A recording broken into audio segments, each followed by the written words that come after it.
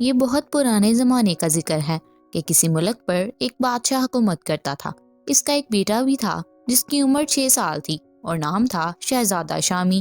شہزادہ شامی اپنے باپ سے بہت محبت کرتا تھا، مگر دوسرے بچوں کی طرح اس کی بھی باپ سے محبت صرف دن دن کی ہوا کرتی تھی۔ رات کو وہ اپنی ماں ملکہ حسن بانو کے پیچھے لگ جاتا۔ وہ اسے کھانا کھلاتی، شب خوابی کا لباس پہناتی، پھر اپنے پاس لے جا کر چڑیا چڑے کی کہانی سناتی۔ کہانی سنتے سنتے ہی وہ سو جایا کرتا تھا۔ ایک روز بادشاہ کو کسی کام سے دوسرے ملک جانا پڑ گیا۔ جب وہ سفر پر روانہ ہونے لگا تو شہزادہ شامی ضد کرنے لگا کہ وہ بھی اس کے ساتھ جائے گا۔ بادشاہ کو اپنے شہزادے سے بہت محبت تھی، اس کی ضد دیکھ کر وہ پریشان ہو گیا۔ بادشاہ کی پریشانی دیکھ کر ملکہ حسن بانو نے ہنس کر کہا، آپ پریشان نہ ہوں، میں شہزادے کو بہلا لوں گی۔ ہمارا شہزادہ ضد تھوڑا ہی کرتا ہے، ضد تو گندے بچے کرتے ہیں۔ امی حضور، ہم ضد نہیں کر رہے، ہم تو صرف ابا حضور کے ساتھ جانے کو کہہ رہے ہیں۔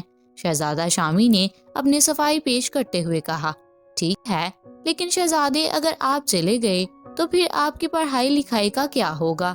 آپ کے تعلق پوچھیں گے نہیں کہ شہزادے صاحب کہاں چلے گئے؟ ملکہ نے کہا، تو پھر آپ ایسا کریں کہ ہمارے تعلق کو بھی ہمارے ساتھ بھیج دیں، ہم وہاں پڑھ لکھ بھی لیا کریں گے، اس طرح ہماری تعلیم کا بھی نقصان نہیں ہوگا۔ شہزادے نے خوش ہو کر کہا، لیکن شہزادے یہ بھی تو دیکھیے، آپ کے ابا حضور بھی چلے جائیں گے، آپ بھی ان کے ساتھ جانا چاہتے ہیں، میں یہاں اکیلی رہ کر کیا کروں گی؟ پھر جشن بہاراں کا میلہ بھی شروع ہو گیا ہے۔ اس دفعہ ہمارے ملک میں خدا کے فضل سے فصلیں بہت اچھی ہوئی ہیں۔ اس خوشی میں پورے ملک کے کسان اس میلے میں شرکت کے لیے آئیں گے۔ طرح طرح کے کھیل تماشے ہوں گے، جانوروں کی نمائش ہوگی، بڑے بڑے جھولے لگے ہوں گے، نٹ مزے مزے کا کرتب دکھا رہے ہوں گے، گھوڑوں اور اونٹوں کا ناچ ہوگا جو ڈھول تاشوں کی آواز پر رقص کر رہے ہوں گے۔ یہ سب چیزیں دیکھنے میں کتنا مزہ آئے گا۔ شہزادہ شامی کی آنکھوں میں دلچسپی کی چمک پیدا ہوئی۔ اس نے پہلی دفعہ سنا تھا کہ گھوڑے اور اونٹ بھی رقص کرتے ہیں۔ اس نے بادشاہ سے کہا، ابا حضور، آپ سفر پر روانہ ہوں، ہم آپ کے ساتھ نہیں جائیں گے۔ اب امی حضور محل میں اکیلی ہوں گی، رات کو اگر کوئی بھوت یا چڑیل آ گئی تو کیا ہوگا؟ ہم ان کے پاس ہی رہیں گے۔ شہزادے شامی کا یہ معصوم سا بہانہ سن کر بادشاہ کو ہنسی آ گئی۔ وہ سمجھ گیا تھا کہ میلے کے متعلق باتیں سن کر اس نے اپنا ارادہ بدل دیا ہے۔ اس نے کہا، بیٹے، جب تم میلہ دیکھنے جاؤ تو اپنی امی حضور کے ساتھ ساتھ ہی رہنا، وہاں بہت زیادہ بھیڑ بھاڑ ہوتی ہے، کہیں کھو مت جانا۔ یہ کہہ کر بادشاہ اپنے وزیر اور سپاہیوں کے ساتھ سفر پر روانہ ہو گیا۔ چند روز بعد ملکہ شہزادے کو اپنے ساتھ میلہ دکھانے لے گئی۔ یہ میلہ مسلسل 1 ماہ تک لگتا تھا اور وہ شہزادہ ایک بگھی میں سوار تھے اور بہت سے سپاہی ان کے ہمراہ تھے۔ میلہ ایک بہت بڑے میدان میں لگا تھا۔ باندھ باندھ کے لوگ ادھر سے ادھر گھوم رہے تھے۔ جگہ جگہ کھانے پینے کی چیزیں فروخت کرنے کے لیے خوانچہ فروش ادھر سے ادھر گھومتے پھر رہے تھے۔ رنگ برنگے گھاگھرے پہنی عورتیں لکڑی اور مٹی کے کھلونے بیچ رہی تھیں۔ میلے میں یہ چہل پہل دیکھ کر شہزادہ شامی کو بہت مزہ آ رہا تھا۔ اس نے چپکے سے ملکہ کے کان میں کہا، اچھا ہوا ہم ابا حضور کے ساتھ نہیں گئے۔ اس کی بات سن کر ملکہ مسکرانے لگی۔ ایک جگہ شہزادے نے بہت سے لوگوں کو بڑے بڑے ڈھول بجاتے دیکھا۔ یہ منظر اس کو اتنا پسند آیا کہ اس نے کھڑکی میں سے سر نکال کر بگھی بان سے کہا کہ وہ بگھی روک دے۔ پھر وہ دلچسپی سے ڈھول بجانے والوں کو دیکھنے لگا۔ ان ڈھولوں کو انہوں نے گلے سے لٹکا رکھا تھا اور لکڑی کی موٹی موٹی جڑیوں سے زور زور سے بجا رہے تھے۔ ڈھول بجانے والوں نے زرد رنگ کے لباس پہن رکھے تھے اور سر پر سرخ رنگ کے صافے باندھے ہوئے تھے۔ شہزادے نے اپنی زندگی میں ڈھول پہلے کبھی نہیں دیکھا تھا۔ اس نے بگھی چلانے والے سے پوچھا، یہ کیا چیز ہے اور اس میں سے اتنی تیز آواز کیوں آ رہی ہے؟ شہزادے کی بات سن کر وہ مسکرانے لگا اور بولا، شہزادے صاحب، اس کا نام ڈھول ہے اور لوگ اسے خوشیوں کے موقع پر بجاتے ہیں۔ انہیں شیشم کی لکڑی اور بھینس کی کھال سے بنایا جاتا ہے اور انہیں بانس کی جھڑی سے بجایا جاتا ہے۔ یہ تمام معلومات شہزادہ شامی کے لیے بالکل نئی تھی۔ اس نے انہیں بڑی حیرت اور دلچسپی سے سنا۔ کافی دیر گھومنے پھرنے کے بعد وہ لوگ محل لوٹے۔ شہزادہ شامی کی آنکھیں کسی سوچ میں ڈوبی ہوئی تھیں۔ رات کو جب وہ سونے کے لیے لیٹا تو اس نے ملکہ سے کہا، امی حضور، ہمیں ایک بڑا سا ڈھول چاہیے، ہم اسے بجائیں گے वैसे जैसे वो लोग बजा रहे थे। मलिका ने कहा, शहजादे जानी, हम आपको ढोल नहीं दिलाएंगे। आप एक शहजादे हैं, शहजादे ढोल नहीं बजाते।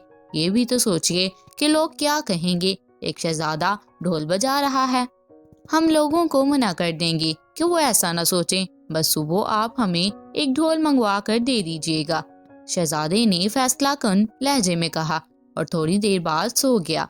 सुबह मलिका तो इस बात को भूल भी चुकी थी, मगर शहजादे ने उठते के साथ ही इसके बारे में पूछा। मलिका इसकी जिद से तंग आ गई थी। इसने इसे डांट दिया। डांट सुनकर शहजादा रोने लगा। मलिका ने कहा, कल आपके अब्बा हुजूर तशरीफ ले आएंगे, हम इनसे आपकी शिकायत करेंगे। आप कैसे बच्चे हैं कि अपने शौक की खातिर माँ बाप की इज्जत का जरा सा भी ख्याल नहीं है। मलिका के सख्त जुमले सुनकर शहजादा खामोश तो हो गया, मगर दोपहर तक इसे तेज बुखार ने आ लिया। इस पर नींद बेहोशी तारी हो गई थी और वह गनूदगी में भी बड़बड़ा रहा था। मुझे ढोल चाहिए, मैं ढोल बजाऊंगा। इसकी हालत देखकर मलिका घबरा गई और महल के तबीबों को तलब कर लिया। इन्होंने शहजादे का मुआयना किया, इसको दवाएं दी। इनमें से एक तबीब ने मलिका से कहा कि शहजादे साहिब जिद में आए हुए हैं और किसी बात को जहन पर सवार कर लिया है। ऐसे हालात में दवाएं असर नहीं करती। शहजादे का बुखार इसी वक्त उतरेगा जब इनकी जिद पूरी कर दी जाएगी। ये कहकर तबीब तो चले गए, मगर मलिका परेशान हो गई। सारी रात इस परेशानी में गुजर गई। शहजादे का बुखार उतरने का नाम ही नहीं ले रहा था। सुबह ही सुबह कनीजों और गुलामों को शोरो गोगा सुनकर बादशाह सलामत तशरीफ ले आए हैं। मुबारक हो, सलामत हो। मलिका दौड़कर खिड़की के नजदीक गई।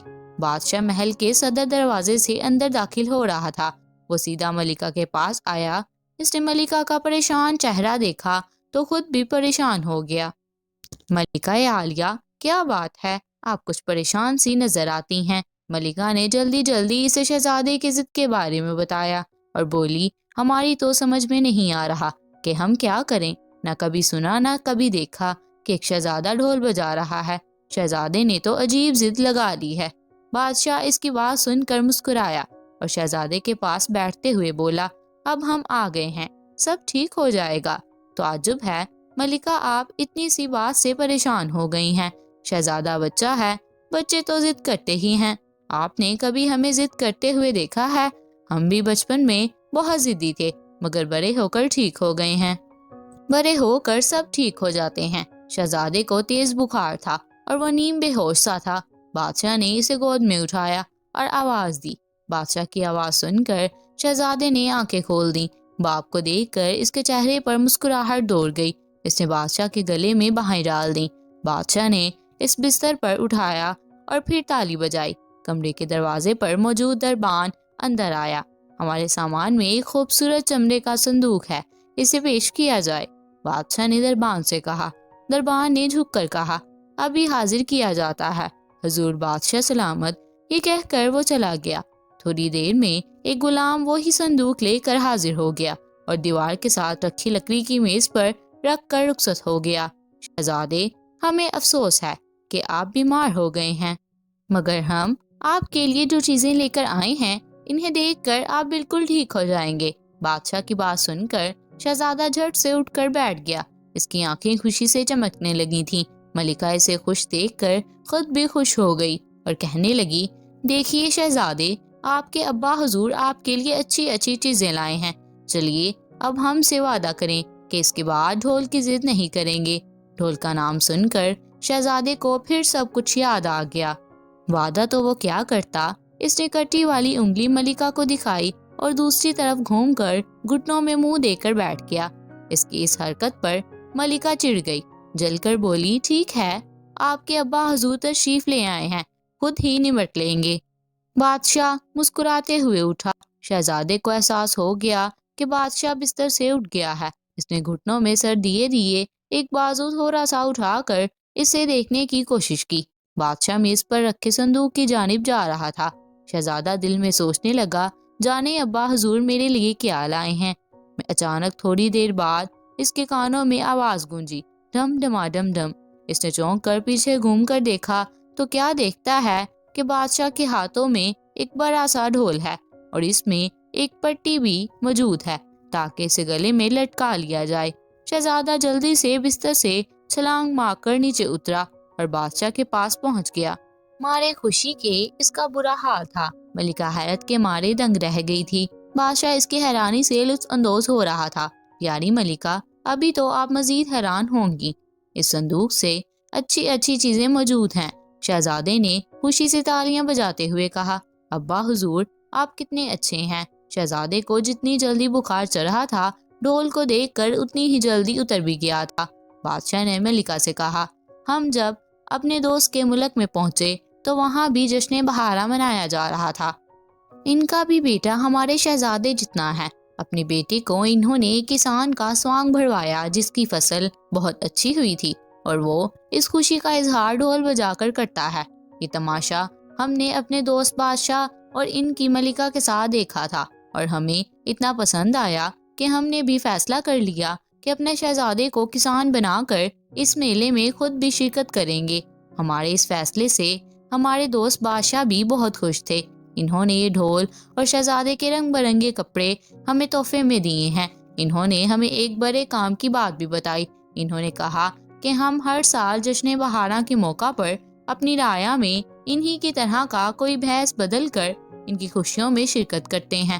کبھی مزدور بن گئے، کبھی تاجر، کبھی پھل بیچنے والا، کبھی دھوبی، کبھی حجام، اور کبھی گلی محلوں میں جھاڑو لگانے والا خاکروب۔ ہماری ان باتوں سے وہ لوگ بہت خوش ہوتے ہیں کہ ان کا بادشاہ ان کی خوشیوں میں بھرپور طریقے سے شرکت کرتا ہے، اور کوئی سا بھی روپ دھار کر ان میں کوئی شرم محسوس نہیں کرتا۔ ملکہ حیرانی سے بادشاہ کی باتیں سن رہی تھی۔ بادشاہ خاموش ہوا تو وہ بولی، ہم تو ناحق شہزادے کی فرمائش سن کر پریشان ہو گئے تھے۔ جب وہ ڈھول بجائے گا تو لوگ کیا کہیں گے؟ ہمیں افسوس ہے کہ ہماری وجہ سے ہمارا شہزادہ بیمار پڑ گیا تھا۔ واقعی اپنی رعایا کے ساتھ گھل مل جانا کوئی بری بات نہیں ہے۔ پھر بادشاہ نے شہزادے کو وہ کپڑے دکھائے جو اس کے دوست بادشاہ نے اس کے لیے دیے تھے۔ ان کپڑوں میں سفید پاجامہ، پیلے رنگ کا کرتا، گلابی رنگ کی واسکٹ اور ہلکے نیلے رنگ کا صافہ تھا۔ پاؤں میں پہننے کے لیے سنہری کامداری خصے تھے۔ ان چیزوں کو دیکھ کر شہزادہ تو بہت ہی خوش ہوا۔ بادشاہ نے اسی وقت اپنے وزیر کو بلا کر اسے ہدایت کی کہ وہ کل میلے میں ایک پنڈال کا انتظام کروا دے، کیونکہ وہ ملکہ اور شہزادے کے ساتھ میلے میں شرکت کرے گا۔ اگلے روز سب میلے میں پہنچے۔ شہزادہ کسان کے روپ میں بہت خوبصورت لگ رہا تھا۔ بادشاہ نے اسے بگھی کے اندر ہی چھپایا ہوا تھا۔ میلے میں پہنچ کر جب سب اپنی اپنی جگہ بیٹھ گئے تو وزیر نے اعلان کیا کہ اب ان کے سامنے ایک ایسے کسان کو پیش کیا جائے گا جس کی فصلیں بہت اچھی ہوئی ہیں اور وہ خوشی سے نہال ہے۔ اس اعلان کے بعد شہزادہ شامی بگھی میں سے نکلا۔ لوگوں نے جب اپنے شہزادے کو کسان کے روپ میں دیکھا تو وہ خوشی سے بے حال ہو گئے۔ لوگوں نے شہزادے کو خوش آمدید کہنے کے لیے تالیاں بجائیں۔ جن کو سیٹی بجانا آتی تھی انہوں نے سیٹیاں بجائیں۔ باقی لوگ مختلف نعرے لگا رہے تھے۔ اسی دوران وہاں سے کچھ لوگ ڈھول بجاتے ہوئے نکل رہے تھے۔ انہوں نے جب شہزادے کو کسان بنا دیکھا تو وہ وہیں رک گئے۔ وہ زور زور سے ڈھول بجا رہے تھے۔ شہزادہ بھی ان کے پاس پہنچ گیا اور خود بھی ڈھول بجانے لگا۔ یہ تماشا کافی دیر تک چلتا رہا۔ شہزادے کو خوش دیکھ کر بادشاہ اور ملکہ بھی بہت خوش تھے۔ میلے میں شرکت کرنے والوں کی بھی خوشیاں دوبالا ہو گئی تھیں۔ دوپہر ہوئی تو بادشاہ نے واپسی کی ٹھانی۔ ابھی وہ لوگ وہاں سے روانہ نہیں ہوئے تھے کہ شہزادے نے ایک نوجوان کو دیکھا۔ اس کے پاس گھوڑے کا ایک بہت خوبصورت سا بچہ تھا۔ شہزادہ اس گھوڑے کے بچے کو دیکھتے کا دیکھتا ہی رہ گیا۔ وہ تھا ہی اتنا خوبصورت۔ وہ نوجوان شہزادے کے پاس آیا اور بولا، شہزادے صاحب، میرے پاس کتنا خوبصورت گھوڑے کا بچہ ہے۔ اگر آپ اپنا ڈھول مجھے دے دیں تو میں اس کے بدلے میں یہ گھوڑے کا بچہ آپ کو دے دوں گا۔ سچی بات یہ تھی کہ شہزادہ ڈھول بجا بجا کر تھک گیا تھا۔ اس کو گلے میں لٹکائے لٹکائے اس کی گردن میں بھی درد ہو گیا تھا۔ اس کی آواز اتنی تیز تھی کہ اس کے کان بھی اس آواز سے بیزار آ گئے تھے۔ اسے ڈھول میں یکدم کئی برائیاں نظر آنے لگیں اور چمکدار آنکھوں والا گھوڑے کا بچہ اچھا لگنے لگا۔ اس نے ملکہ سے کہا، امی حضور، اگر اجازت ہو تو میں اپنا ڈھول دے کر گھوڑے کا یہ پیارا سا بچہ لے لوں۔ ملکہ نے فوراً اجازت دے دی۔ شہزادے نے ڈھول دے کر گھوڑے کا بچہ لیا اور خوشی خوشی محل آ گیا۔ محل پہنچ کر وہ اس کو لے کر باغ میں پہنچا اور اس کے ساتھ کھیلنے لگا۔ گھوڑے کا بچہ بھی اتنی سی دیر میں اس سے بہت مانوس ہو گیا تھا۔ شہزادہ شامی دوڑ کر اس سے دور جاتا اور اشارے سے اسے اپنے پاس بلاتا تو وہ بھاگ کر اس کے پاس پہنچ جاتا۔ بادشاہ اور ملکہ اپنے کمرے کی کھڑکی میں سے یہ سب کچھ دیکھ رہے تھے۔ بادشاہ نے ملکہ سے کہا، دیکھا، ہم نے تھوڑی سمجھداری سے کام لیا تو شہزادے کی توجہ اس ٹول کی طرف سے ہٹ گئی۔ اس نوجوان کو ہم نے ہی گھوڑے کا بچہ لے کر بھیجا تھا۔ ملکہ مسکراتے ہوئے بولی، شہزادے کے اس شوق سے میں تو پریشان ہو گئی تھی، خدا کا شکر ہے کہ آپ کی عقل مندی کام آ گئی۔ بادشاہ نے کہا، ملکہ، اتنی عمر کے بچے عجیب عجیب ضدیں کرتے ہیں، ماں باپ کو چاہیے کہ وہ اس معاملے میں صبر و تحمل اور دانش مندی کا مظاہرہ کریں۔ ملکہ شرمساری سے بولی، غلطی میری تھی، اگر میں نرمی سے کام لیتی تو شہزادہ ضد میں آ کر بیمار بھی نہیں ہوتا۔ بچوں کی ضدیں اگر بے ضرر ہوں تو انہیں ماننے میں کوئی حرج نہیں۔ اسی وقت ان کے کانوں میں شہزادے کے ہنسنے کی آواز آئی۔ انہوں نے کھڑکی سے جھانک کر دیکھا، شہزادہ اس کونے سے اس کونے تک گھوڑے کے بچے سے دوڑ کا مقابلہ کر رہا تھا۔ گھوڑے کا بچہ حالانکہ تیز بھاگ رہا تھا، مگر شہزادہ شامی کے بھاگنے کی رفتار زیادہ تھی اور وہ جیت گیا تھا۔ یہ منظر دیکھ کر بادشاہ اور ملکہ بھی مسکرانے لگے۔